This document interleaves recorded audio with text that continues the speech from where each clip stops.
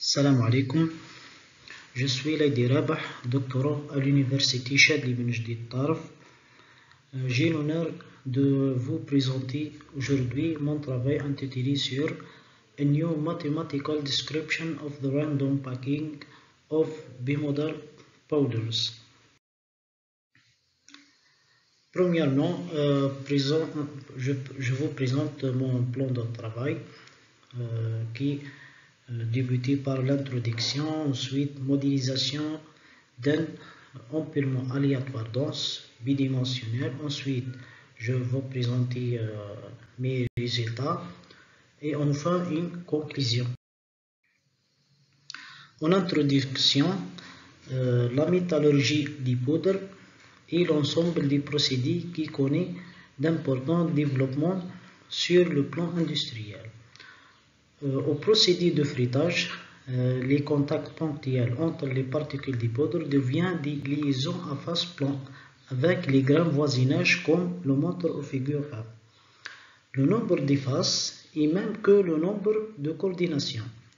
Donc la densité fritée dépend fortement avec le nombre de coordinations initiales du poudre. Donc le nombre de coordinations initiales dépend fortement de la distribution et la taille des particules des poudres fritées. Ça conduit à la modélisation du nombre de coordinations, offre un outil très important pour prédire les paramètres qui contrôlent la densification des poudres considérées. Donc, le but de notre présentation, c'est de modéliser un empilement des poudres de taille des particules bidimensionnelles. Donc, on passe à la modélisation d'un empilement aléatoire dense bidimensionnel.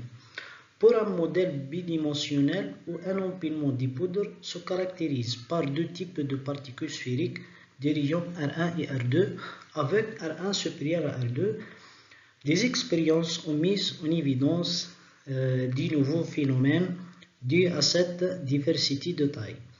La première chose qu'on a parlé, c'est la fraction volumique.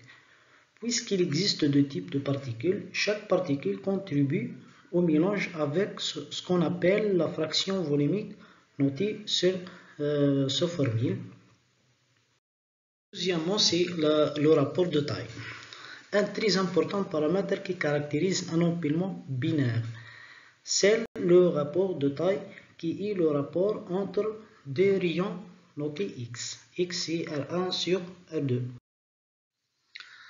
Maintenant, on passe à les phénomènes qui caractérisent un empilement aléatoire dense bidimensionnel. Premier phénomène, c'est le mécanisme d'insertion. Benheim, en 1968, a montré que la possibilité d'insérer une petite sphère de rayon R2 entre quatre sphères plus grandes de même rayon R1 en contact les unes avec les autres implique de respecter un rapport de taille soit que x c'est inférieur ou égal un nombre exact est égal à 0,22. Le deuxième phénomène, c'est l'effet de discernement. Lorsque le rapport de taille x est supérieur à la limite de Benheim qu'on a présenté avant, l'insertion ne peut plus avoir lieu. Il se produit un effet de discernement où les petites particules créent une perturbation dans l'ordonnance des plus grandes qui ne peut plus toutes en contact entre elles. Un autre phénomène, c'est l'effet de paroi. Si on ajoute des grosses particules dans un océan de particules fines, telles que la zone de contact entre les grosses sphères et les petites qui sont plaquées contre sa paroi, c'est l'effet de paroi. On observe cet effet si le volume partiel des petites particules c'est plus grand que le grand particule. Donc on passe à notre résultat.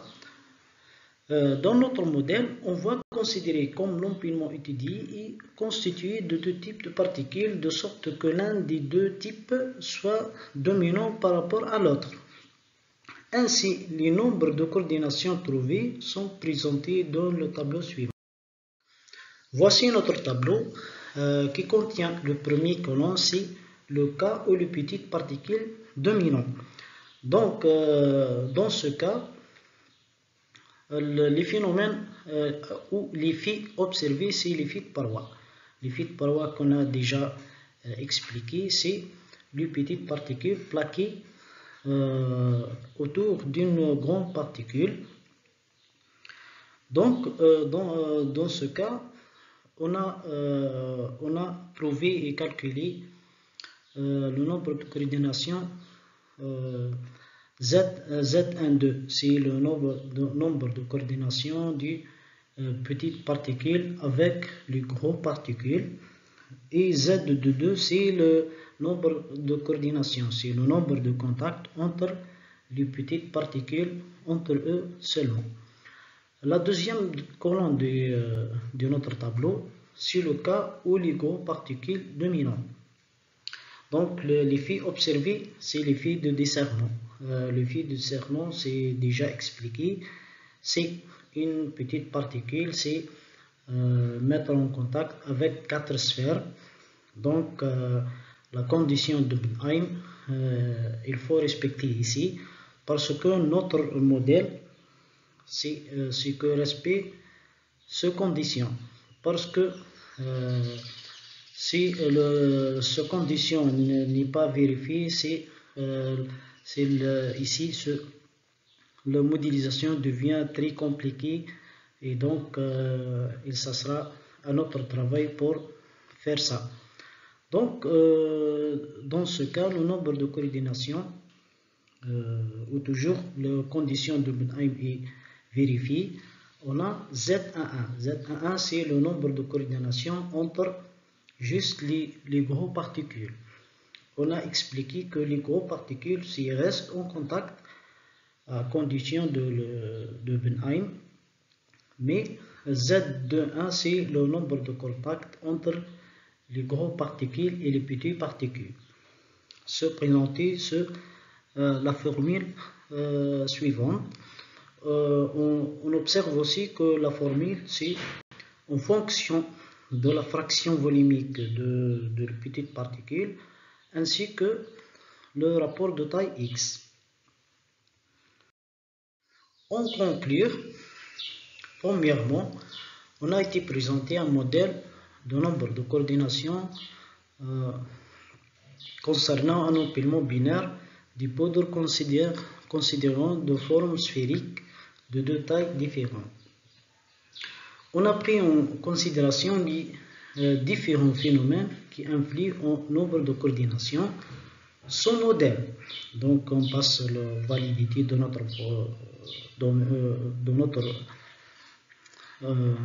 travail. Son modèle n'est valable que si l'un des deux types de particules est dominant par rapport à l'autre. Donc si les deux particules, il existe une égalité entre les quantités, donc notre modèle n'est pas valable. Donc notre résultat, il faut conférer avec des résultats expérimentaux ce qu'on fera dans un prochain travail. Merci pour votre attention.